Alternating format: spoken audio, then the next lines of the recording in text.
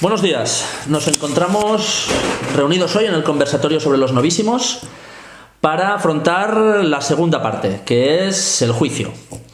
Estamos, como siempre, con el doctor Parellada, el doctor Peña y un servidor, Iván Blanco. Antonio. Bueno, ha sido una gracia de Dios que grabemos este segundo conversatorio sobre el juicio en Cuaresma, que es precisamente el periodo que impone la Iglesia para que estemos especialmente atentos a la penitencia. Y el juicio tiene mucho que ver. ¿Te parece si antes de empezar hacemos una oración? Perfecto, por supuesto que sí. Perfecto. In nomine Patris et Filio et Spiritus Sancto. Amén. Pater noster, qui es in celi, sanctificetur nomen tuum, adveniat regnum tuum, fiat voluntas tua, sicut in cielo et in terra. Panem nostrum quotidianum da nobis hodie, et dimitti nobis debita nostra, sicut et nos debitimus debitoribus nostris, et ne nos inducas in tentationem, sed libera nos a malo. Amen. Ave Maria, gratia plena, Dominus tecum, benedicta tu in mulieribus, et benedictus fructus ventris tui, Iesu. Santa Maria, Mater Dei, ora pro nobis peccatoribus, nunc et in hora mortis nostra. Amen. Gloria Patris et Filio et Spiritus Sancto, como era en un principio, sicut era in principio et cum et semper et in saecula saeculorum. Amén. In nomine Patris et Filio et Spiritus Sancto. Amén. Bien, el juicio. Desde luego, para comenzar, qué extraño, y para que podamos ir reflexionando, qué extraño que hoy en día ya no se habla de juicio, o no se habla tanto de juicio, sino, bueno, estamos en presencia de un ser que nos ama mucho. Hay, para empezar, dos tipos de juicio. El juicio cuando nos morimos, el juicio particular, y al final del mundo será el juicio general. Y vendrá con gloria para juzgar a vivos y muertos, y su reino no tendrá fin. Eso es lo que decimos en el credo. Pero vamos a centrarnos en el juicio particular, sin desdeñar el juicio universal. Después de la muerte viene inmediatamente el juicio.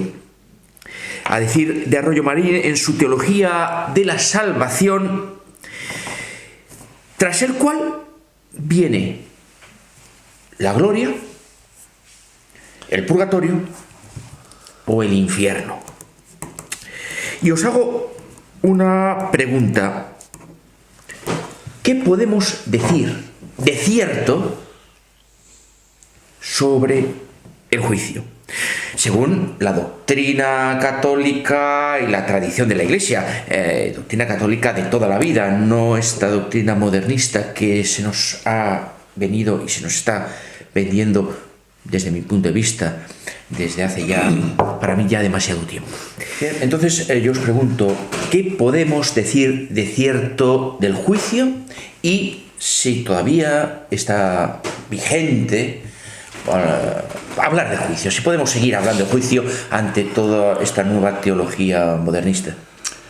Podemos decir mucho del juicio, pero yo quisiera pararme en lo que has dicho hasta ahora, que ya me parece suficientemente importante, que después de la muerte, inmediatamente después, tendremos un encuentro cara a cara con nuestro Señor Jesucristo, y que ese encuentro será un juicio. Hablaremos más cosas, por supuesto. Y que del resultado de este juicio habrá tres posibilidades para cada alma: o bien la gloria al cielo, como tú has dicho, o bien un purgatorio, o bien el infierno. Entonces, esto lo ligo con las primeras palabras que tú has dicho antes, de que se habla poco del juicio, ¿no? Entonces se le quita importancia a este hecho, que posiblemente, no, quito lo de posiblemente, que es sin duda el más importante, que atiende a cada uno de nosotros, ¿no? Que vamos a ser juzgados, vamos a pasar un examen. ¿Estoy preparado para ese examen? ¿No estoy preparado? ¿Cómo saldré de este juicio, ¿no? ¿Qué sentiré en ese momento, ¿no? Y como se habla poco de ello, pues no lo tenemos en cuenta. Y entre ellos yo el primero, porque yo mientras reflexionaba sobre este conversatorio que íbamos a tener, pues digo, pues realmente conviene que también me tome estas cosas en serio. Bueno, básicamente esto que decías de la nueva teología modernista, el ser juzgado es algo que al hombre moderno pues no le gusta, ¿eh? El pensar que va a ser sometido a un juicio, que se van a pesar sus acciones buenas, sus acciones malas, cuando él cree que con plena libertad pues todo es bueno. Y lo he enlazado rápidamente, mientras estabas hablando me he acordado de aquella frase marxista, ¿no? De que dicen que la religión es el opio del pueblo. Uh-huh. Cuando en realidad lo que es el opio del pueblo es creer que nuestras acciones no serán juzgadas. El creer que todo lo que nosotros hacemos aquí no tendrá ninguna repercusión. Es posible, y esto es algo que lanzo aquí, pero también tú lo responderás ahora, es posible que nos hayamos contagiado los católicos de esa perspectiva, de esa visión modernista de que ser juzgados es algo malo. Yo creo que sí. Es más, ya no tenemos conciencia que nuestras acciones, que pudiéramos calificar humanamente, no en relación divina, que ya veremos eso más adelante, humanamente son buenas o malas, y que solo tienen repercusión en nosotros y en todo caso con la gente que tratamos. No nos damos cuenta, desde mi punto de vista, que todo aquello que hacemos bien es o influye en el buen camino de la Iglesia. Y aquello que hacemos malo influye en que la Iglesia también camine por malos caminos. Y quien va por malos, como dice el refrán, quien va por malos caminos, o quien da malos pasos, acaba en malos caminos. Y que en el purgatorio, si es que se muere sin pecado mortal, vas a limpiar esas consecuencias. Y yo quería haceros otra pregunta. Si hay un juicio, hay un reo. Exacto. Correcto. ¿Las almas son reos? ¿Podemos hablar de reo? Yo estaba consultando a algunos santos, ¿no? Especialmente pues a San Agustín, a San Alfonso María de Ligorio, al santo cura de Ars, que hablan de reo. Correcto. ¿Vale? Donde el juez es el propio Jesucristo. Un juez que efectivamente es amor. Pero como dice el catecismo, al menos el catecismo de San Pío X, o el catecismo de toda la vida que podíamos decir, ¿quién es Dios? Dios es nuestro Padre que está en el cielo, creador de todas las cosas, que premia a los buenos y castiga a los malos. Desde este punto de vista, bueno, ¿qué opináis? ¿Somos reos de vida eterna o de muerte?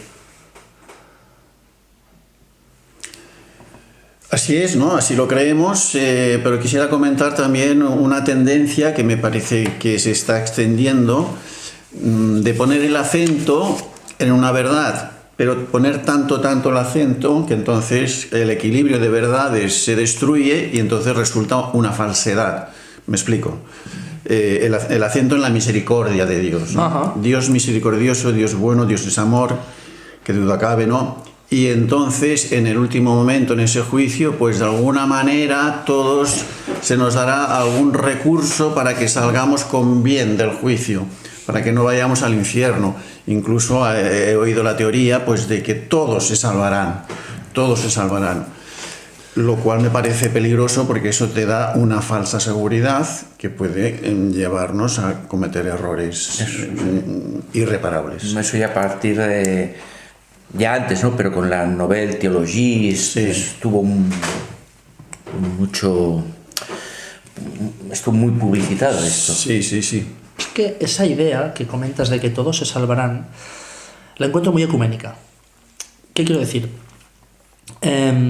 Antaño se decía extra ecclesiam nulla salus. Sí. Es decir, no hay salvación fuera de la Iglesia. Sí, pero claro, esa salvación ya es para todos. Ya oís a gente que pues directamente son ateos recalcitrantes y te dicen, no, yo si hay algo, pues como he sido buena persona me salvaré. Sí. ¿No? Escúchame, a ver. Que la misericordia existe. La misericordia divina es inapelable. Es decir, pero has tenido la oportunidad de salvarte a través de la Iglesia. Sí. Y no lo has hecho. Sí. Entonces, por supuesto que somos reos, respondiendo a la pregunta que decías, por supuesto que somos reos, pero creo que esa idea de la todos nos salvaremos, que comentabas tú, ¿no? Estas cláusulas de escape de no, yo me salvaré porque he sido buena persona y tal. No, no he sido buena persona. No. Es que no mato ni robo. Ya bueno, pero ¿qué pasa? ¿Eres un fornicario? ¿Eres un ladrón? O sea, ¿eres un blasfemo? Es decir, hay una serie, la gente ya ha perdido la idea de lo que es el pecado. Perdida la idea del pecado, pues ya la idea del juicio ya es algo que les cae fuera, ¿no? Y que seamos reos. Y que seamos reos de qué, ¿no? Entonces, claro, a ver un momento. Y esa idea, creo, de que como soy bueno y todo vale y todo el mundo se salva, viene de esa idea material que se ha creado aquí en la tierra, de que cualquier religión es buena. Sí. ¿No? Eso Somos tradiciones religiosas. Exacto. Sí, Es decir, tradiciones, y todos estamos al mismo nivel. Exacto. Si bien es verdad. Porque es todos. Y si bien es verdad que hay una religiosidad natural del hombre. Es decir, hay una religiosidad natural que busca el religarse, ¿no? Eso ya creo que cae un poco fuera del tema de hoy, pero bueno. Pero nosotros tenemos Dios que viene a buscarnos, ¿no? Es decir, tenemos la verdad revelada, se nos revela Dios a nosotros, y eso extralimita lo que es la religiosidad natural, ¿no? Uh-huh. Pero sí, es esa idea de no querer herir al prójimo diciéndole que está equivocado y que extra ecclesiam nulla salus, que creo que es una frase que deberíamos decir muy a menudo, más a menudo de lo que lo oímos, porque casi no se oye, para decir, oye, discúlpeme, con todo mi amor y mi caridad cristiana, pero está usted equivocado. No se va a salvar. Hay un juicio y no se va a salvar. Desde el Concilio Vaticano II se da la imagen de que Jesucristo es ese ser bondadoso, que sí que es un ser bondadoso, un ser de amor, pero que todo lo entiende y todo lo perdona. Y realmente no es así. Por otra parte, ¿dónde dejamos las palabras del mismo Jesucristo al respecto, ¿no? Que son durísimas, ¿no? Cuando habla de los que se van a condenar, sí. Apartaos de mí, malditos. Sí. Son sus y el fuego eterno donde sí. todo será rechinar de dientes. El crujir y rechinar de dientes. ¿Dónde dejamos esas palabras que las dijo Jesús, que es la misericordia total? Pero quizás las dijo precisamente por misericordia, para que nos lo tomemos en serio. Exacto. Fijaos. Coincido 100%. Entonces, qué terrible el juicio. Porque si es un juez y hay un juicio, y es un juez que es amor, pero hay un juicio, ante él de nada va a servir los títulos que tengamos, el dinero que hayamos conseguido, la posición que hayamos conseguido, pero es que más aún, es que ante ese juez que se nos presenta con las sagradas llagas de toda su pasión desde el momento inicial de la oración en el huerto, como expresa muy bien la beata Catalina Emmerich, y vi a Cristo en la oración en el huerto rodeado de todos los pecados del mundo desde el principio hasta el final del mundo, es decir, intemporalmente. Eso es lo que le hizo sudar sangre. Claro, no sirve de nada todo eso, pero es que tampoco van a servir las cosas buenas que hayamos hecho. Y por supuesto, se nos va a juzgar de todo eso, incluso de las cosas buenas que hayamos hecho. Porque buenas, yo hago cosas buenas, pero ¿en relación a qué? Al ser humano. Exacto. O a Dios. Exacto. Es decir, bueno, ¿de qué? ¿Para qué? ¿En qué sentido? ¿En humanamente? ¿O es en Dios? Por ejemplo, la caridad. Por poner un ejemplo. Es que lo estaba comentando yo hace unos días con un sacerdote que, la caridad. Y obras de caridad, yo es que ayudo. Sí. Yo doy el dinero al pobre y tal. Pero, ¿por qué lo haces? ¿Para hacer bien al pobre? ¿O lo haces por Dios? Es el primer mandamiento. Sí. Haces un bien por Dios y para Dios a través del pobre. El objetivo no es el pobre, es Dios. Correcto. Pero es que ahora todo es el objetivo humano. ¿Quién era este santo? San Martín, con la que se hace San Martín, el día de San Martín, con las linternas, se hace la procesión de los niños con las linternas y tal.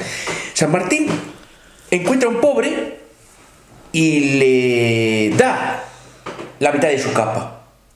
Pero no lo hace por el pobre, que sí que la consecuencia y el resultado es, primero, es el bien al pobre. Pero lo hace por Dios y para Dios. Entonces se le aparece Jesús y dice, oye, me has hecho este bien. Correcto. ¿Vale? Entonces, todo lo que humanamente podemos considerar bueno, también de eso seremos juzgados. Y esto que preguntaba, ¿en relación a qué? ¿Por qué hago las cosas? Más aún, en una sociedad que estamos, esta sociedad apóstata, perdonad que me repita ahora un poquito, sí. Donde el bien y el mal está en la medida de cada uno, según, oye, yo esto lo considero bueno, lo considero malo, el yo, y según mi conciencia. Pero claro, en una sociedad, como decía, que es apóstata, donde ya no se tiene una conciencia del bien o el mal en relación al bien en mayúsculas. Estos son los universales medievales, existen o no existen, pero sí, posiblemente nos salimos de tema. Pues todo está a la medida del hombre, todo a la medida del hombre. Con lo cual, bueno, no, es incluso entre los católicos, faltar al primer mandamiento, todo debe estar a medida de Dios. Sí, sí. Buscar eso. Decías que nos salimos del tema, pero creo que es importante que para que haya un juicio hay que definir la ley. Es decir, el bien y el mal. Claro, hay que definir. Entonces, ¿qué ocurre? Lo que tú decías, ¿no? ¿Qué ocurre? El yo como máximo juez, el individuo. Ahora, el individuo, yo digo lo que está bien y lo que está mal, ¿no? Ya no hay una jurisdicción suprema. Ahora la jurisdicción es individual, cada uno decide lo que está bien y lo que está mal. Y eso es justamente lo menos real que puede existir. A ver, perdona, voy a intentar ser breve, pero dejadme que lo intente aclarar. A ver, si yo defino lo que está bien y lo que está mal para mí, las nociones de bien y mal son incomunicables, porque son subjetivas. Subjetivas, sí. Entonces, al ser subjetivas, yo no puedo enseñarle a nadie lo que está bien y lo que está mal. Con lo cual, tampoco puedo juzgar a nadie por lo que está bien y lo que está mal, porque es subjetivo. Pongamos un ejemplo, el sacrificio por el prójimo. ¿Cómo puedo decir yo que eso está bien comparado con otra persona que cree que el bien es descuartizar niños? ¿Cómo establezco yo una ley universal para ambos que nos juzgue a ambos?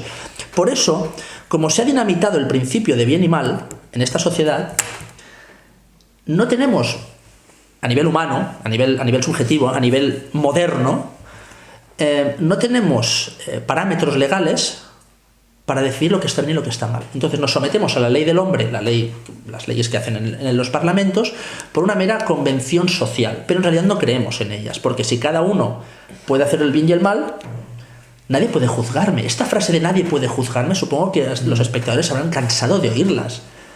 Pues, y aquí viene el por qué se rompe esa idea de que hay un juicio. ¿Cómo me va a juzgar Dios? Si yo he hecho el bien para mí, como decías tú. Y nadie me puede juzgar, menos Dios que Dios que no existe. Exacto, ¿sabes? Entonces, claro, la rotura del concepto de juicio proviene porque a nivel humano ya hemos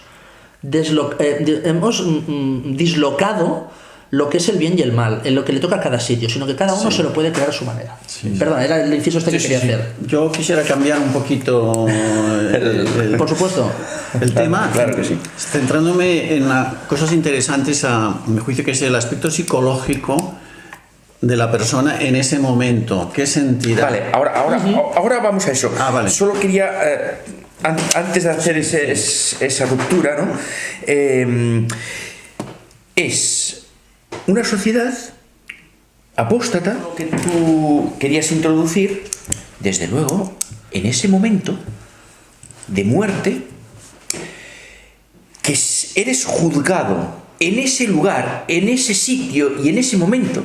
No hay, por lo tanto, eso que se nos ha querido vender ahora tanto, que si el túnel, que si la luz al fondo, donde todo es bonito. No, eres ahí mismo.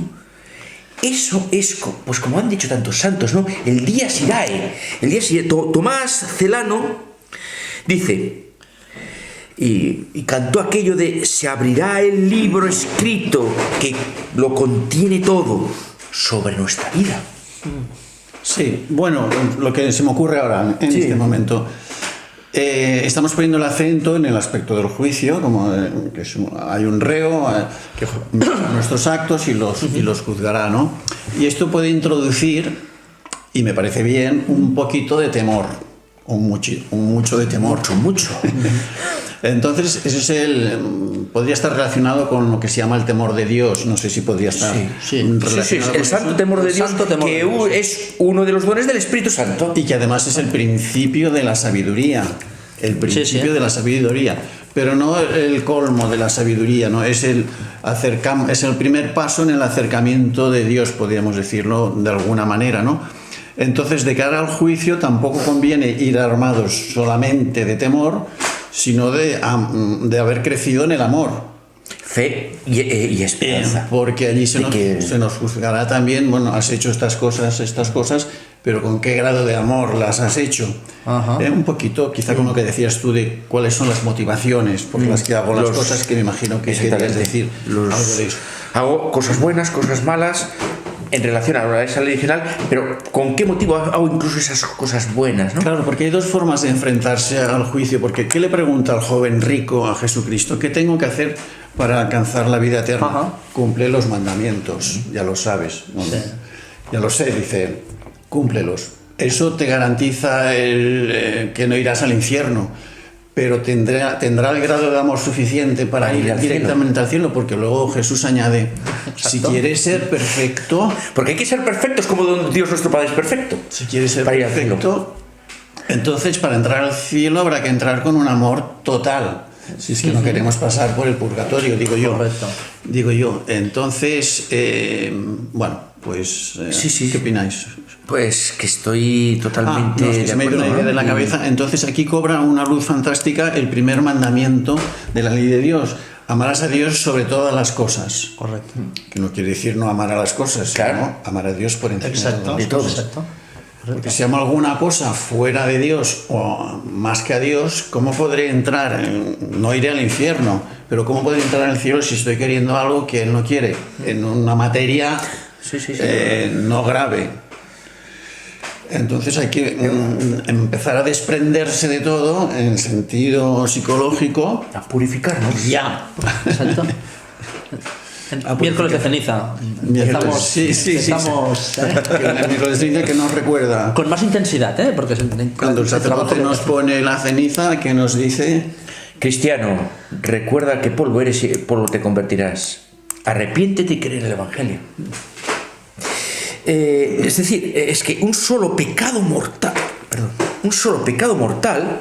¿vale? Bastará para que todo eso bueno que hayamos hecho ya nos sirva. Un pecado mortal y nos plantamos ante el infierno. Un solo pecado mortal. El Dies Irae y ese santo temor de Dios es eso. Santa Catalina de Siena me parece que era, que tenía a 2 hijos, mataron a su padre en esas luchas feudales, y ella rezaba: antes de que mis hijos cometan un pecado mortal, porque sus hijos querían vengarse de su padre, que mueran. Correcto. Prefiero que mueran. Correcto. Y esa idea también la repite la madre de San Fernando, rey de León, Castilla y León. San Fernando, exacto, Castilla y León. Sí, que San conquistador de Sevilla, reconquista. Exacto. De Sevilla. Exacto. Entonces, grandes, si tuviéramos reyes así. Bueno, digamos que la condena del español, digamos, ha sido siempre, y lo ha sido desde el Cantar del Mío Cid, ¿no? Qué buen vasallo fuere si hubiese buen señor, ¿no? Es decir... No nos vamos a salir de tema. Sí, por favor, continúa. Porque es muy goloso. Sí. Y luego me imagino que en ese cara a cara con Jesucristo, aparte de ser juzgados, tendremos una iluminación. Al verle a Él, veremos su bondad. Veremos inmediatamente que hay un cielo, que hay un infierno, que hay un purgatorio, y que todo lo que le decía la Iglesia era verdad. y al mismo tiempo, tal como nos ve Dios, nos veremos nosotros a nosotros mismos, todo lo que hemos hecho, Conscientes de... veremos el amor que Él tiene por nosotros y sentiremos una vergüenza, es muy fuerte. una Tal vergüenza cual. que nos Es muy meteríamos fuerte eso. debajo de la tierra. Tal cual. Si tan grande es la vergüenza, es un peligro, porque entonces prefiero Sí, sí. escapar. ¿A dónde? No hay escape. No hay escape. ¿Qué Claro, queda? Claro, claro.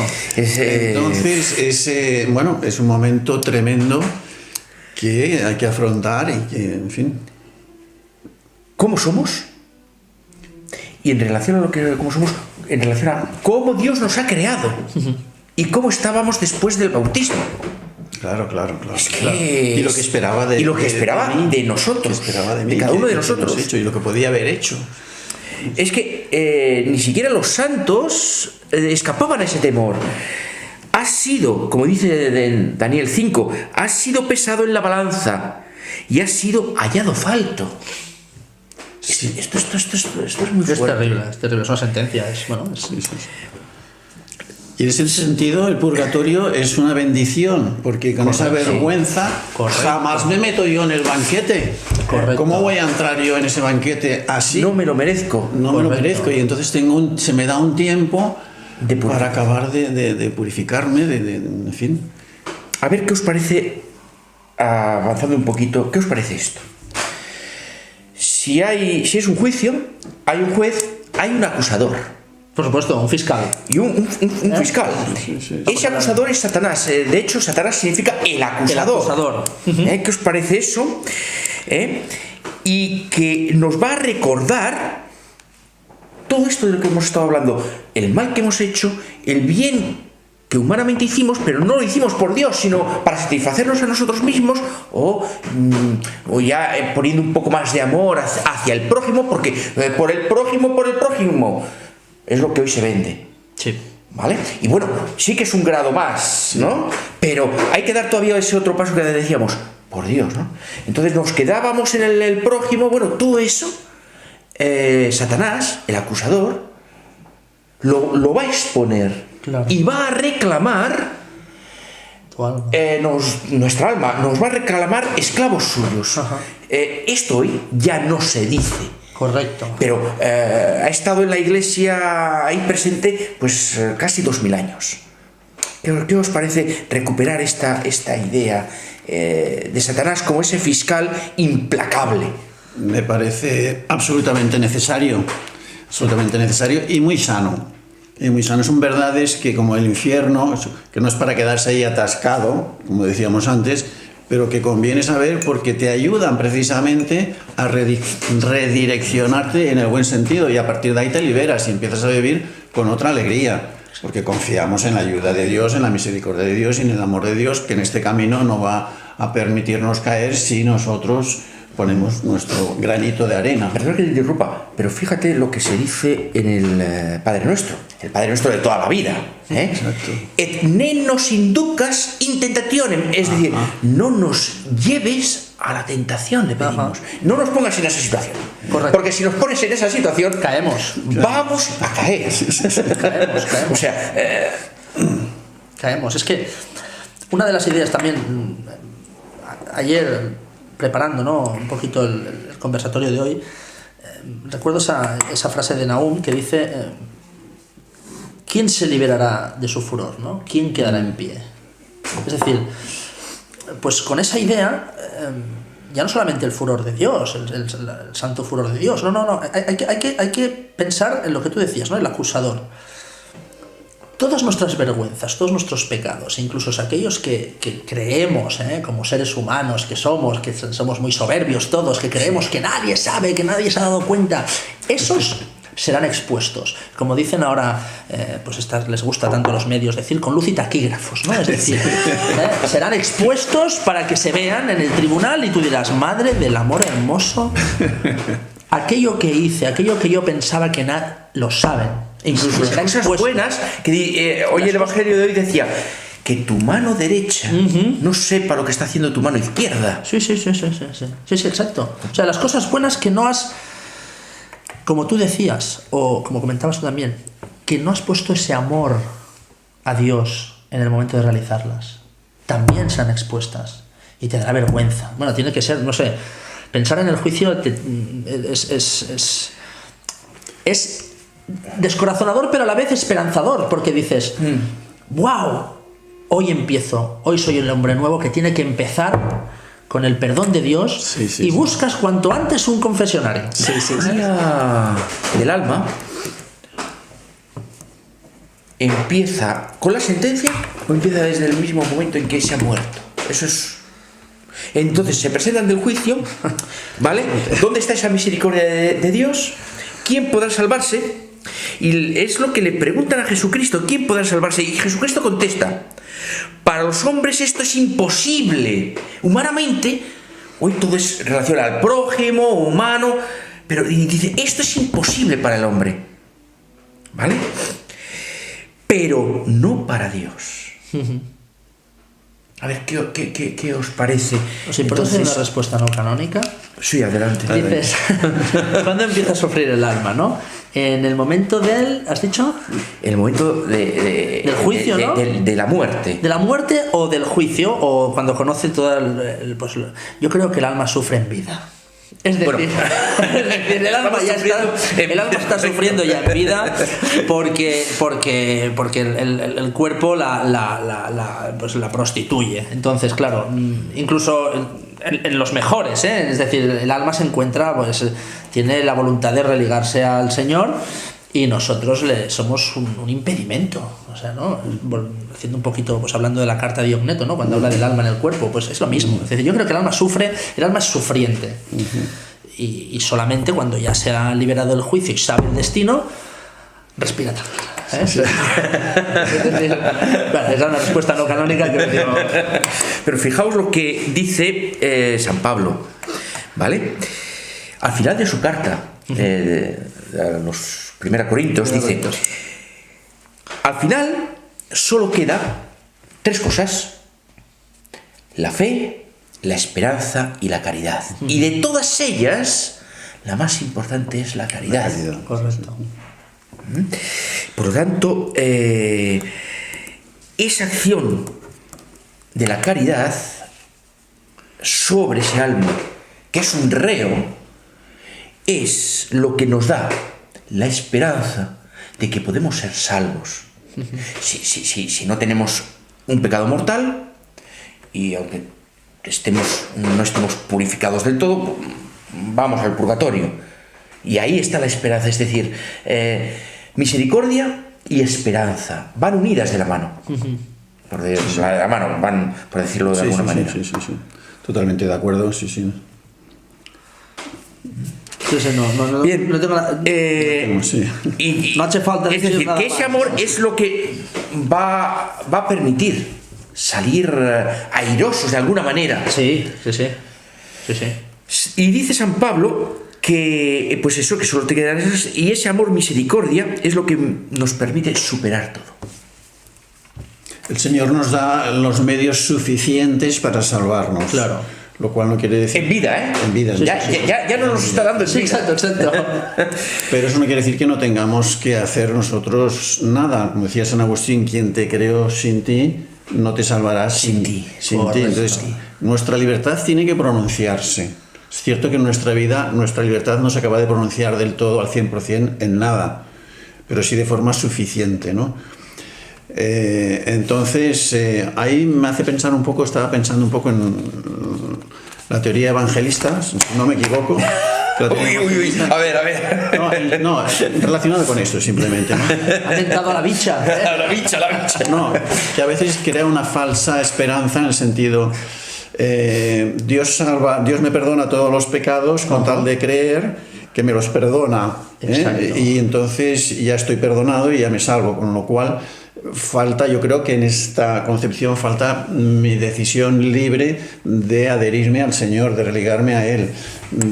Haga lo que haga, estoy salvado, porque tengo fe, ya está. Sí, claro. No sé si me he explicado bien. Sí, perfectamente. Y eso es tremendo, porque... La sola fide. Sí, es tremendo. Queda todo a nivel humano. Cristo no entra para nada, Es decir, es una estupidez, perdonad que lo diga así, que Cristo se hubiese crucificado por nosotros. ¿Por qué? Porque si yo... Lo importante es que yo tenga fe, ya está. ¿Dónde queda la acción de Cristo entonces? Esas son las... Es negarlo. Sí, sí. Bueno, esas son las sociedades sin Dios. Es decir, como tú crees, no hace falta que actúes ni que transformes tu sociedad para consagrarla, para ofrecerla, para traer el reinado de Cristo a la tierra. Es decir, sí, no tienes que ejercer ningún tipo de acción, porque como solamente creyendo te salvas, pues chico, aunque esto sea un estercolero, como yo creo, me salvo. Bueno, ya, pero caramba, ¿y tus acciones? ¿Y tus acciones que serán reportadas en ese juicio? Claro. ¿Dónde están? ¿No? Un poquito de la... Vamos a hablar, si os parece ahora, que ya hemos anticipado algunas cosas sobre la sentencia. Vamos. Si hay un juicio, hay una sentencia. Por supuesto. Que va en el sentido que estábamos hablando antes, ¿no? El juez dicta sentencia, oye, te corresponde 10 años de cárcel. Pero, ¿y tú? ¿Deseas esos 10 años de cárcel? ¿Te opones? ¿Intentas mentir en el juicio para evitar esos 10 años de cárcel? Vamos a hablar de la sentencia. Hay una sentencia. Lo que cabe... Porque es que desde el Concilio Vaticano II... No hay una sentencia. Esto es una cosa que tú... Otra vez, sí, el yo... Sí. Pues a mí me corresponde, yo veo que... Yo. Me corresponde pues ir al cielo. O me corresponde ir al purgatorio. Y nadie va a querer o sentenciarse a sí mismo que le corresponde ir al infierno.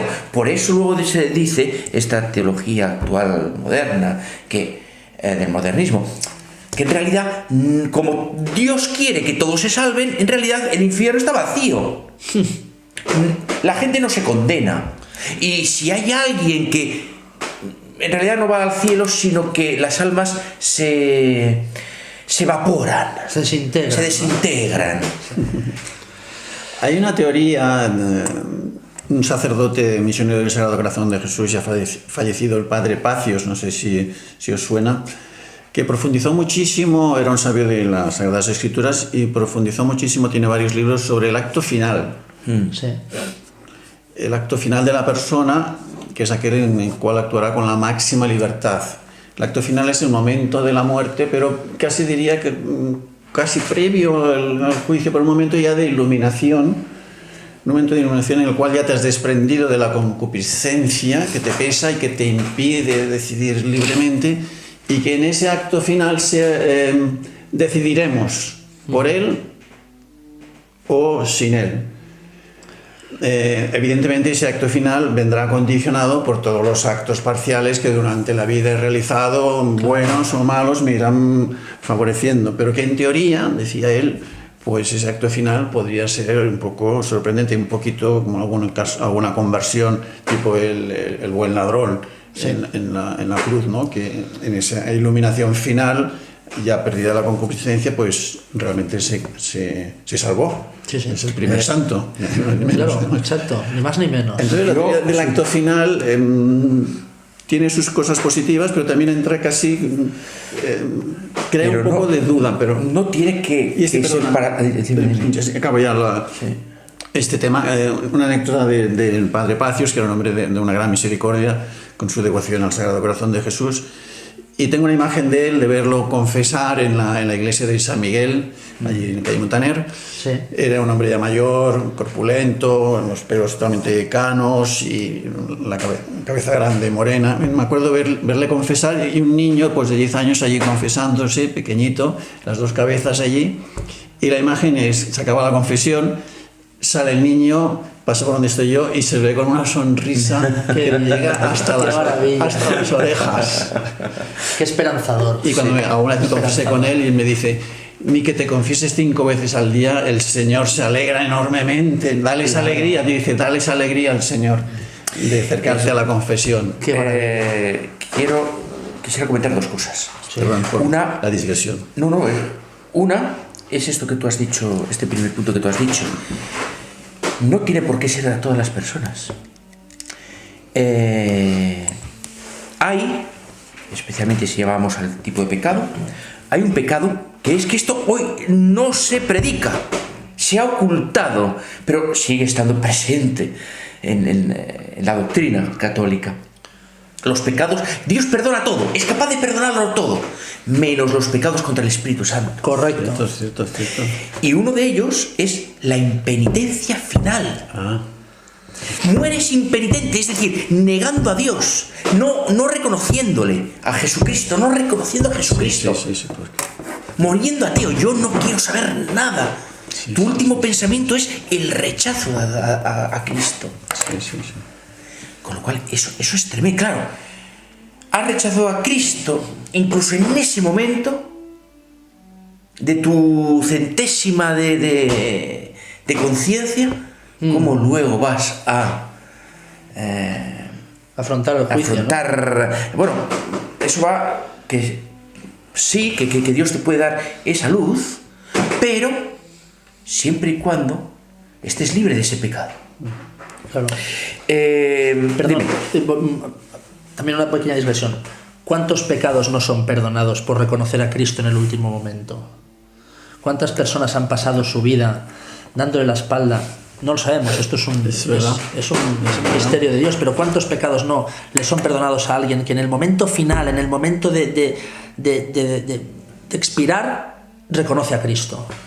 Es que el Señor hará todo por salvarnos. Exacto. Mientras sea posible. Mientras tú quieras. Exacto, mientras sea posible. Que, oye, ayúdame. Y seguro que en el último momento pues hará el último esfuerzo. Claro, de ahí que los Cristóforos... Ahí está la esperanza. Claro. De que yo puedo ser pero estoy sin pecado mortal. Puedo tener 1000 pecados veniales. Y reconozco a Cristo. Tengo la esperanza de que Él ponga el resto. Claro.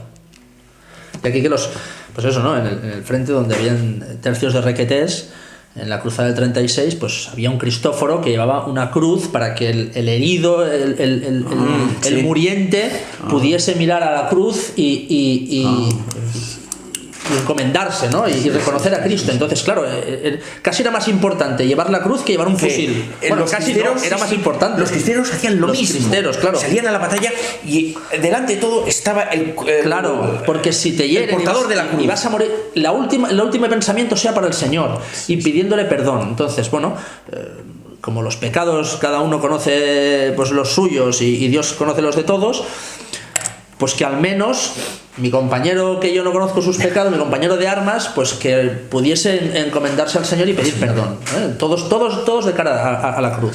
De hecho, de hecho es que Dios nos da, Cristo, Jesucristo, Dios en su segunda persona, Jesucristo nos da ya en vida las herramientas. Exacto. Ya en vida las herramientas, que es la confesión.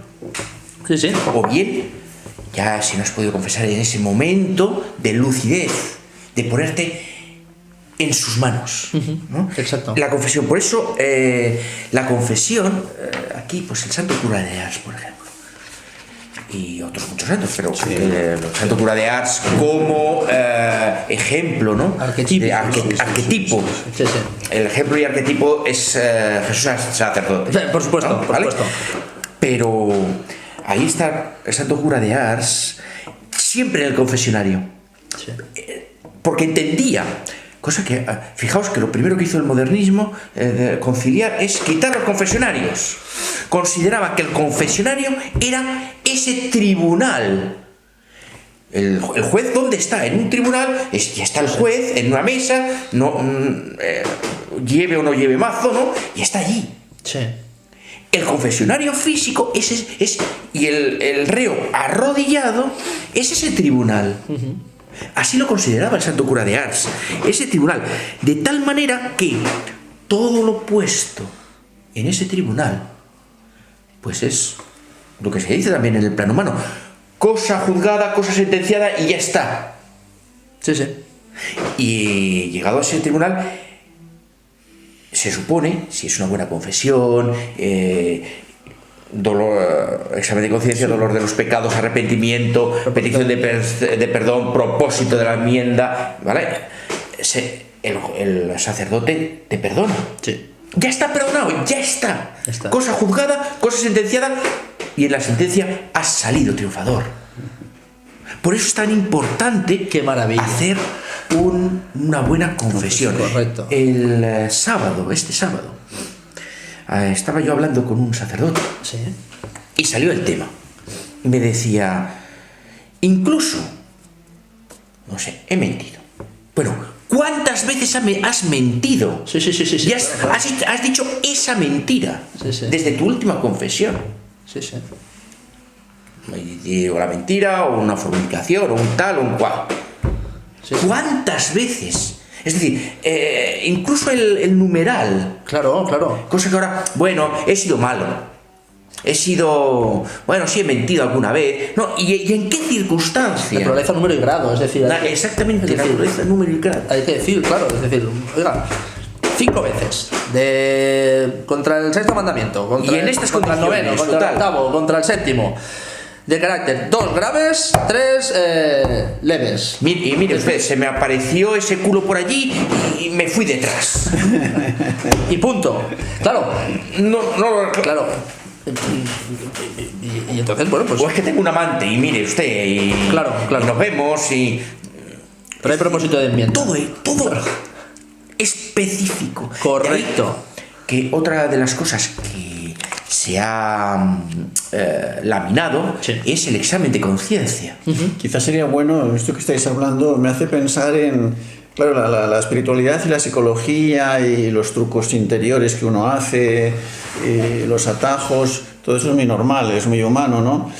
Y los errores también. Podemos caer en la escrupulosidad, podemos caer en el laxismo, ¿no? O sea, entonces claro. estar sufriendo por un exceso de puntillismo o pasar de todo, ¿no? Posiblemente la importancia, ¿verdad?, de un buen director espiritual, ¿no? Exactamente. Porque si no, uno mismo se desvía inevitablemente. Pero fíjate lo que has dicho, de un buen director espiritual. No, claro. Pero no, ya lo he dicho, con toda conciencia, ¿no? Claro, es que... Qué difícil es encontrar eso.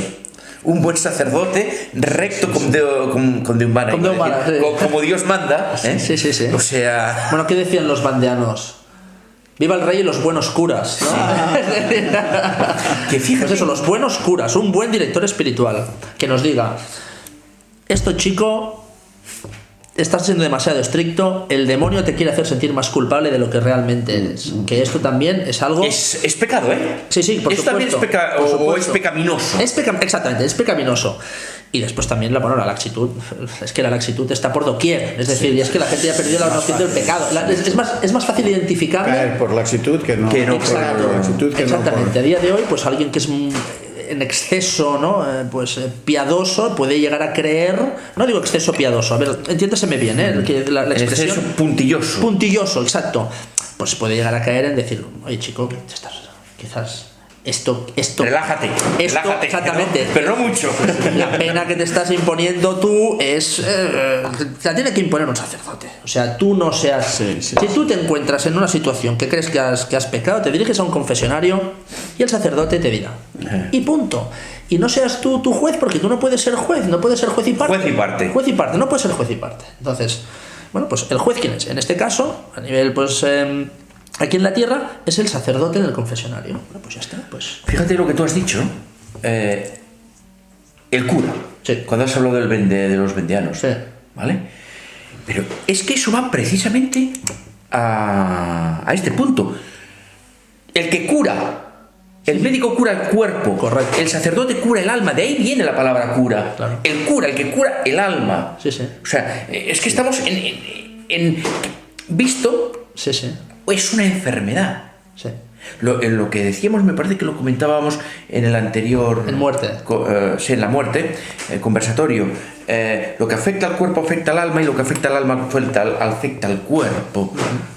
Los laicos también tenemos esa responsabilidad de ayudar al prójimo, pero no ayudar al prójimo pues de una forma vacía y solamente de cobertura, sino pues ayudarles con nuestra palabra, con nuestro ejemplo, a amar a Dios en aquellas acciones que llevamos a cabo en nuestra vida, ¿no? Es decir, en todo.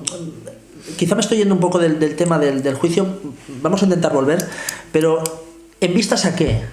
En vistas a ese momento perdonad que utilice la jerga legal, del procedimiento, ¿no? Donde se van a hacer la prueba de cargo, ¿no? Decir, oiga, mire, usted tiene estos pecados, estas acciones no las ha llevado a cabo con el amor ni ateniéndose al primer mandamiento, sino que lo ha hecho simplemente como por hipocresía, por fariseísmo puro. Sí. Y eso también esto juega en su contra. Esto que usted pensaba que estaba, que era una cláusula de escape, se la voy a poner en el balance de las acusaciones. Y resulta que no es tan bueno. Exacto. Y hay otra cosa, perdona que te... Sí, por favor. Los pecados de omisión. El bien que hemos dejado de hacer y podíamos haber hecho. Sí. Incluso aunque fuese un bien a nivel humano. Ajá. Sí. Que lo que hemos dejado de hacer, la omisión. Sí. Y todo ello ante ese juez que es Jesucristo, que, como relatan algunos santos, nos va a aparecer con todas sus llagas, con todo el sufrimiento de la pasión, desde el momento de la oración al huerto hasta la muerte en la cruz. Esa imagen es terrorífica. Sí. Simplemente ver a ese juez sufriente y doliente que exhala amor. Y si hay un acusador, también hay un defensor. Vamos a la figura del defensor, ¿qué os parece? Sí. Bien. Abogado defensor, me gusta. El ángel de la guarda. Correcto. Nuestro ángel custodio. Y fijaos hasta dónde ha llegado este modernismo, que incluso en familias católicas, los papás enseñan a rezar a sus hijos pequeñitos el Jesucristo de mi vida. Pero cuando ya el niño ya es más mayor, deja de rezar el Jesucristo de mi vida. Sí. Cuando es pequeñito le enseñan el ángel de la guarda, dulce compañía, no me desampares ni de noche ni de día, no me dejes solo, que me perdería. El chaval ya es mayor, 15 años, 12, 15, y lo deja de rezar. Pero que también los padres dejan de enseñarle, oye, que vamos a rezar el ángel de la guarda juntos. Sí. Con lo cual estás dejando de pedir a tu ángel de la guarda que te guíe. Y estos santos decían que nuestro ángel de la guarda, ante las afirmaciones de Satanás, darán testimonio de todas las veces que nos intentó guiar, que nos intentó orientar y conducir a Cristo. Aquellas veces que le escuchamos y aquellas veces que no le hemos escuchado, porque él dirá, bueno, yo a esta persona, a este alma, le orienté en esta ocasión, en esta. Y Satanás dirá, sí, pero no te escuchó. Satanás dirá. Claro. Satanás lo va a coger, incluso el intento de defenderte que va a tener tu ángel de la guarda, Satanás lo va a coger para acusarte. Porque eso es lo que debe hacer un abogado. Un abogado, no, claro. Un buen abogado, en un juicio humano. Me refiero en un abogado como debería ser de verdad un sistema jurídico. No mintiendo, no salvándote a toda costa, sino diciendo la verdad. Y en el caso de que seas declarado culpable, que no hayan problemas en el procedimiento ni que te hagan ningún tipo de jugarreta a nivel legal, sino procurando que todas tus acusaciones, oiga, mire, sí, este señor falló, es mi cliente, falló. Entonces, el ángel de la guardia lo que hace es justamente eso, no mentir, decir la verdad. Yo te orienté, y Satanás dirá, pero no, porque no te hizo caso. Es verdad, pero yo le orienté. Y él estuvo luchando. Al menos la lucha, al menos las cicatrices, ¿no? Quizás no las victorias, pero esas cicatrices, ¿no?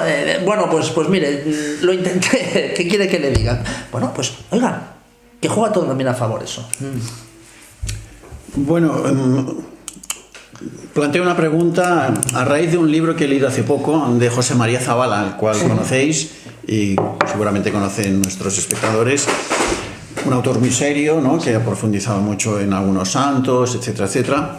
Y entonces ha escrito un libro sobre el purgatorio hace poco y me dejó bastante perplejo. Entonces tiene que ver con el juicio y os planteo la duda que me planteó el libro, ¿no?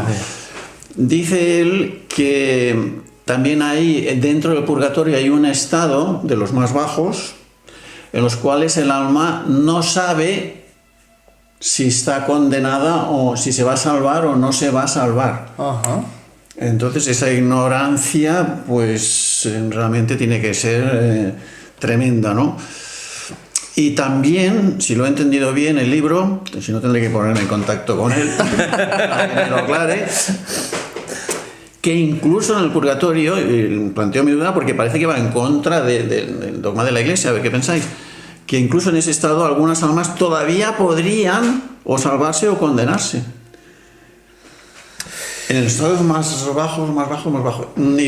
Lo pone él no como fruto de sus elucubraciones, Sí. mucho menos que no Sí, no, pretende claro, ser esto, por supuesto. sino también se basaba en algunos textos y en pues afirmaciones de personas que estaban declaradas santas y que tenían, pues, dijéramos, serias, ¿no? Que tenían un historial de credibilidad. A mí me dejó bastante perplejo y me cuesta creerlo.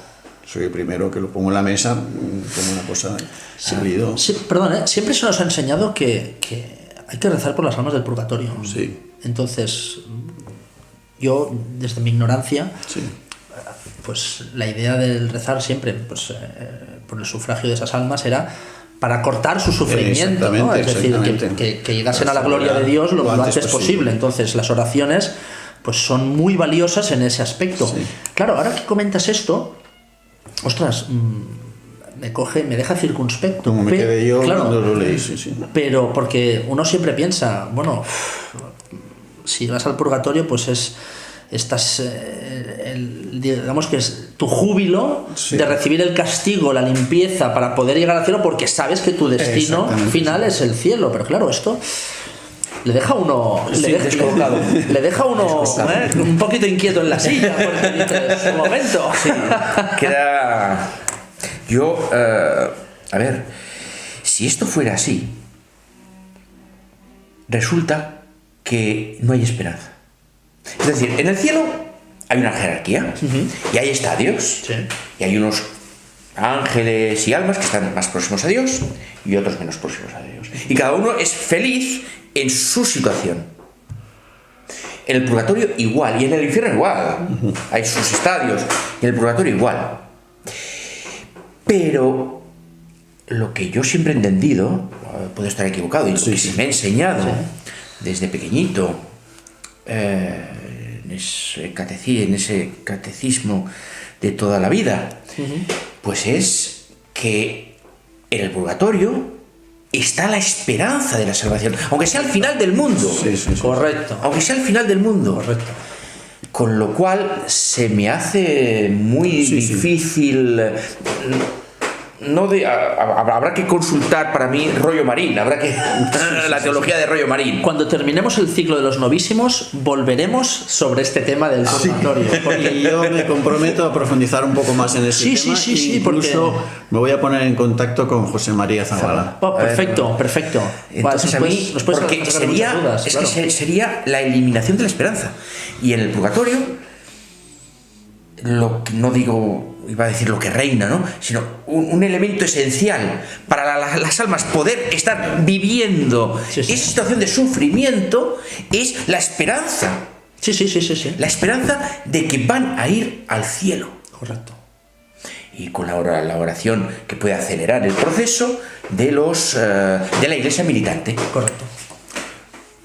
Y ahí estamos todos en común unión.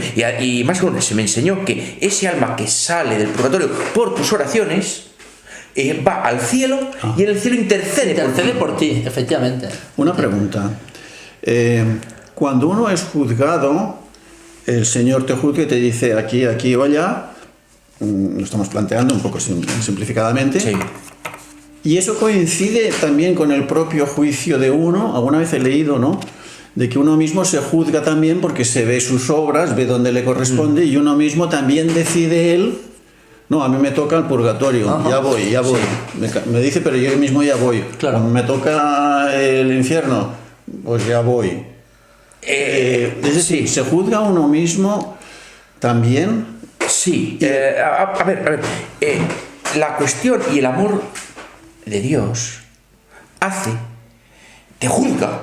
Y bueno, a ti te toca y te condeno al purgatorio. Sí. Pero hace que tú desees ir al purgatorio, que no desees otra cosa. Pero es tremendo pensar que uno desee ir al infierno. Porque ya no puedes estar ahí. Entonces, mi sitio es el infierno. De maldad tal que ya no puedes soportar. Y deseas ir al infierno. Tú le has dado. Un momento, antes de decir eso, fíjate que, si Dios es muchas veces lo que preguntan yo como profesor de religión a los niños y los adultos también. Porque hoy está todo tan destruido. Bueno, si Dios es tan bueno, ¿por qué está el infierno? ¿Por qué la gente no se salva tal? Perdona, es tan bueno que Dios creó el infierno. Es decir, ¿tú qué quieres? Le dijo a Lucifer, ¿no? ¿Quieres ser rey? Te voy a crear un reino para ti. Te voy a dar lo que tú quieres. Y creó el infierno por amor. Por amor a Satanás. Oye, te doy lo que quieres. Ya está, ahí te lo doy. Esto es muy fuerte. Es decir, tú vas a querer eso también. De hecho, los demonios no quieren estar en el cielo. No quieren estar en el cielo. Sería un infierno. Exactamente. Ese es el principio, ¿no? El non serviam, no serviré. No quiero esto, no quiero la gloria. Es lo que odias. Exacto. Odio la gloria, quiero... Non serviam. Quiero el cieno, quiero el estiércol, ¿no? Quiero irme a la lama, vale, pues ahí lo tienes. Tú antes has perfilado un poco esa idea, es decir, la persona, hablamos de la vergüenza, ¿no? Es decir, la vergüenza, claro, dices, ostras, no voy al cielo, no voy al purgatorio porque tengo tanta vergüenza de mis actos que me voy a la tercera opción.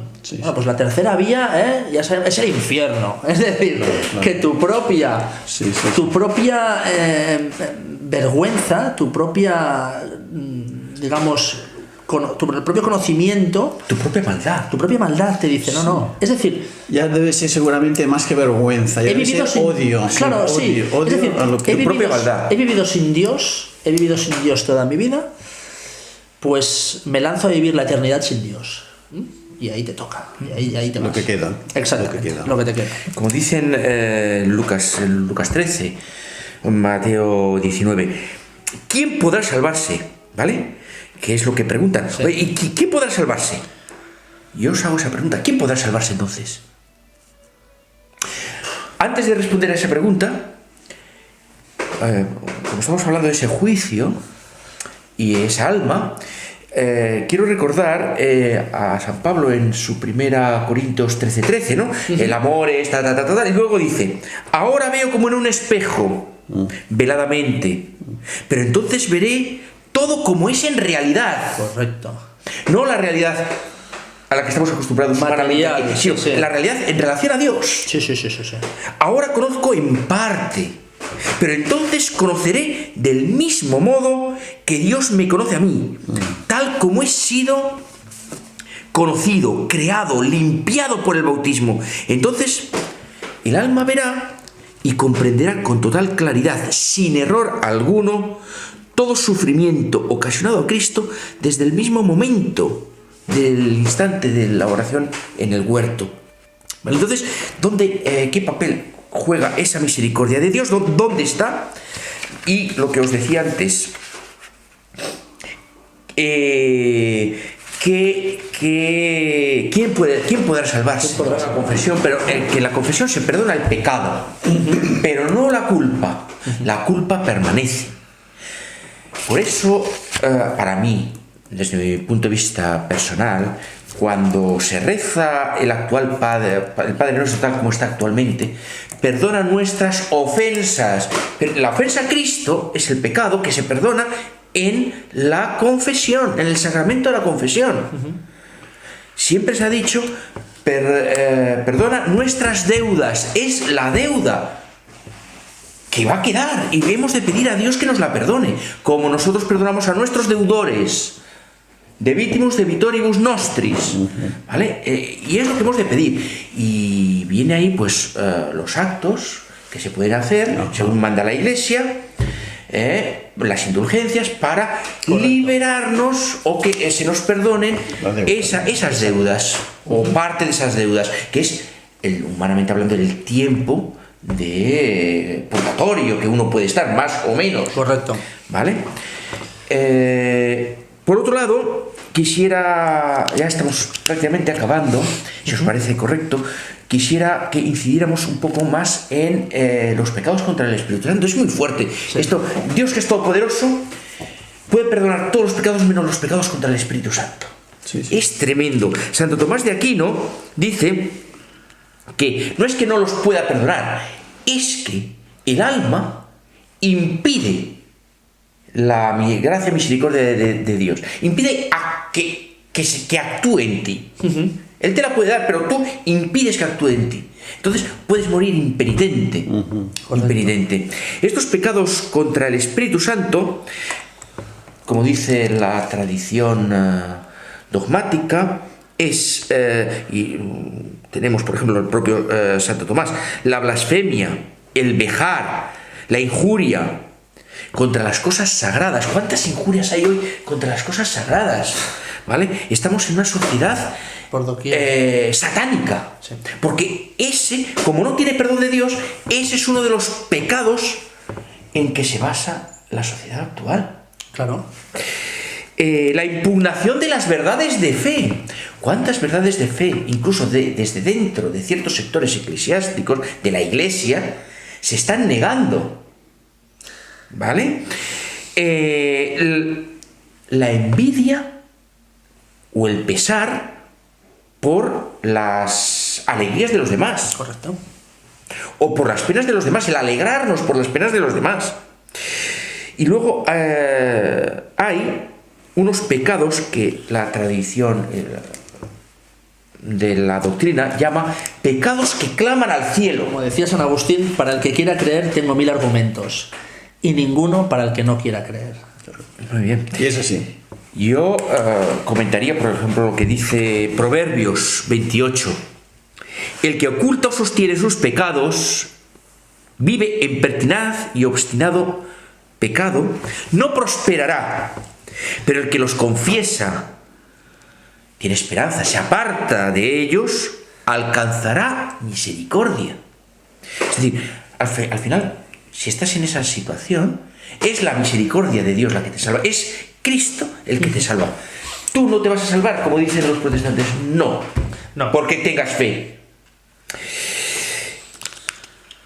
Esto es, el que piensa, habla y actúa u omite sus pecados será reo de muerte en esta vida, porque ya los pecados ya te atan, te esclavizan, y en la otra.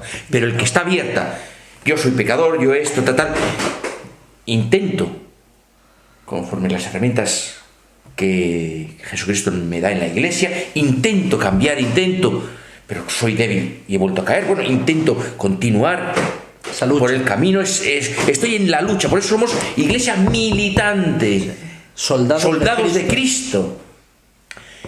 Alcanzarás esa misericordia, esa es nuestra esperanza. Si queréis comentar alguna cosa antes de cerrar. Yo creo que ya podríamos ir cerrando Pues- porque los espectadores han visto un buen conversatorio. Pues voy a cerrar.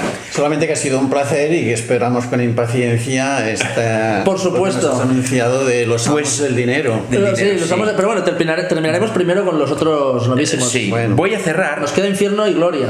con... sí. Bien, Ojo, bien. Temas sustanciosos. Voy a cerrar con unos versos de Lope de Vega que a mí me llegan al alma, porque es la situación, quien diga lo contrario me parece a mí que miente, es la situación de todos en algún momento dado de nuestra vida o a lo largo de nuestra vida, en nuestro caminar como soldados de Cristo. Sí. ¿Qué tengo yo que mi amistad procuras? ¿Qué interés te sigue, Jesús mío, que a mi puerta llamas? Cubierto de rocío, pasas las noches del invierno oscuras. Oh, cuánto fueron mis entrañas duras, pues no te abrí. Qué extraño desvarío si de mi ingratitud el hielo frío secó las llagas de tus plantas puras. Y cuántas veces el ángel me decía: alma, asómate ahora a la ventana, verás con cuánto amor llamar porfía. Y cuántas veces oh hermosura soberana, le decía, mañana le abriremos. Para lo mismo, responder mañana. Todos somos Lope, ¿eh? Muchas gracias. A ti. Bien. Encantado. Doctor Fleitas. A vosotros. Ha sido un placer. Continuaremos con los dos últimos conversatorios. ¿Infierno? Cielo e infierno. Yo trataría primero el infierno. Yo Y también. para lo último, la gloria de Dios. Claro, la gloria para el final. Primero el infierno.